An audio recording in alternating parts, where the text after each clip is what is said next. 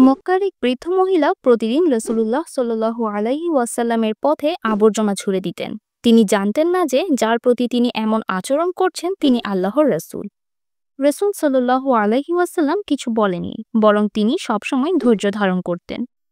একদিন রাসূল সাল্লাল্লাহু আলাইহি ওয়াসাল্লাম দেখলেন মহিলাটি আজ আবর্জনা ছুঁড়ছেন না। তিনি খোঁজ নিতে গেলেন মহিলার বাসায়। জানলেন মহিলা অসুস্থ। রাসূল সাল্লাল্লাহু আলাইহি ওয়াসাল্লাম তাকে দেখে এলেন, খোঁজ নিলেন, দোয়া করলেন। বৃদ্ধা এতটা মর্মাহত হলেন যে অবশেষে তিনি বুঝতে পারলেন এই মানুষটি সত্যিই আল্লাহর রাসূল এবং তিনি ইসলাম গ্রহণ করলেন।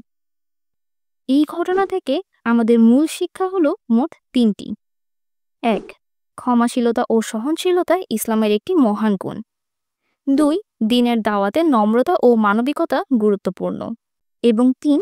কেউ আপনার প্রতি খারাপ আচরণ বা খারাপ ব্যবহার করলেও উত্তরে ভালো ব্যবহারই প্রকৃত মুমিনের গুণ।